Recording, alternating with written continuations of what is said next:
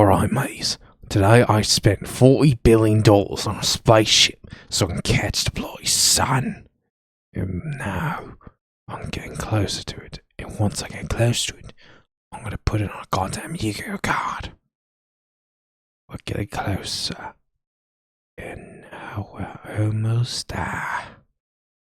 And in today's news, Australian hunter known as Aussie Hunter has died after he spent $40 billion on a spaceship so he can put the sun in a damn Yu-Gi-Oh card. Despite how stupid it is, it's obviously that he's a damn idiot, and he died because he decided to, for whatever reason, he can somehow put the sun in a damn Yu-Gi-Oh card without killing anyone in the process like an idiot. And of course, he's an idiot and he died because the sun is hot as fuck. Alright, Mary, on to the weather. What a fucking idiot. Spend $40 billion on a spaceship. What a fucking idiot. And that right, Betsy? Wait a minute. Wait a fucking moment. This ain't a fucking unicorn, it's a fucking Kamen Rider! Chapter 2. Majade.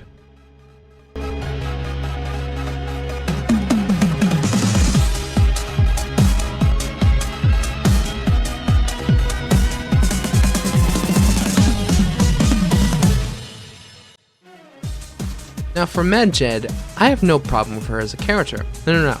My complaint isn't with the character, but rather the execution.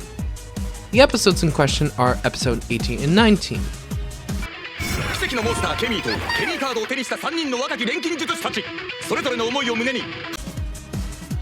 Now, already the problem with this episode is the intro itself. Which, for context and what some of you already know, is that Kamen Rider Majade's first appearance in terms of the shows and stuff is not even in the damn show. Because actually her first appearance, in chronological order, is a movie. Which is already stupid in itself because that means you have to go out of your way to watch a movie to understand what the hell Majade even exists, and how the hell she just gets a power-up that is just like remembered all of a sudden, like, oh yeah, I have this power-up now. That was never mentioned in the show. Like, everyone complains about the MCU and shit, you have to watch shows and movies to understand what the fuck is happening in other shows and movies. And like, this is the same thing happening on fucking Gotchard. And it sucked at the time for me because, as a Westerner, as people would say, I'm missing out on Rene getting what is considered a very important part of Gotchard, which is a secondary writer, and better yet, the first female secondary writer being treated as a deus ex machina and just transforming out of nowhere.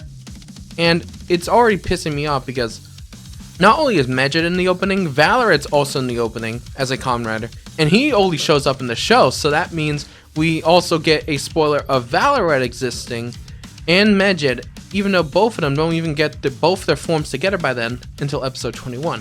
Like, imagine if we were shown the final forms of every single primary writer on episode 12 for no reason. You would be pissed off. Imagine being like, oh, Bill Genius? Why the hell is that in episode 20? Why are we seeing it in the opening even though we don't get it until 20 episodes later? What the fuck? And I really hate the excuse that people use, like, oh, but we had so many writers show up in the movies before, so she's no different. And to that I say, they are not the same. And firstly, it's because every single of those moments of new writers showing up in the movies are just cameos. And not only most of them are cameos, they're in the post-credits, which, if you watch, I think most people are just already out the door of the movie by then, with the only exception being Kamen Rider Monk, who is also, like the rest of them, faceless and a new character we have never heard of before. The closest that comes to Majade in this case is Takatora from Gaim, who's post-credits first of all, and secondly, even then, it's like a power-up, and there's also two new characters there. But guess what? They don't even transform! We don't even get to see the new form! So it sucks! And Alon, meanwhile, he's there as a character we already know, but the thing is, he does not even let a single pip come out of that damn mouth of his. So we don't even know who it could have been. It could have been Alon, but then again, I'm spoiling who the hell it is, but like, in the context of people watching the movie, they wouldn't know who the hell this guy is. It could have been a dude, it could have been a woman. We don't fucking know. But the thing is that meanwhile with Majade, she has been there since episode 1. And she's getting put in the back of the damn line for this goddamn movie. Because the thing is, I haven't even mentioned the worst part. It would have been already bad enough that Majade's introduction was in a damn movie. Like, imagine Comrade Gotchard and Comrade Majade. No. It's not just a movie, but the damn crossover with Kamen Rider Geats. Like, I would say the plot for the movie with Rene was good, but the thing is, it's just hurt so much knowing that it was made as a B plot for 2/3 of the way of the movie and is overshadowed by the crossover with Geats and Gotchard.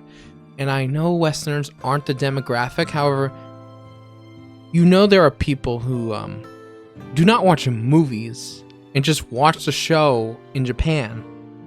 And it gets worse because there's like no hint at all that Rene is going to become a Kamen Rider. 2/3 of the way is when we get some plot MacGuffin shit where it's like, hey, hello, the professor here, Rene, can you take this unicorn and this sun card and do some shit with it and possibly become a Kamen Rider? And just like, alright.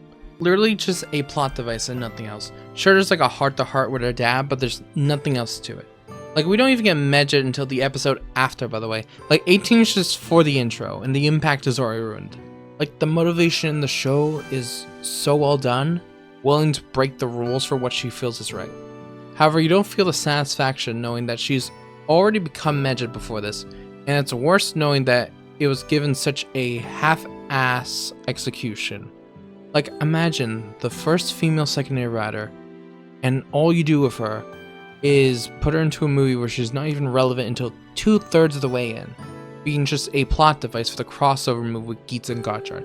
Like, imagine if any other writer was given the same treatment, like Cross C from Build instead transformed in the Heisei Generations Forever movie as only a plot device, and then we spent 2 episodes knowing that the impact of Banjo was ruined beforehand, despite giving such a meaningful and such a good motivation the second time, but the impact is gone now because the first shot was done so poorly that the second time no longer has an impact anymore.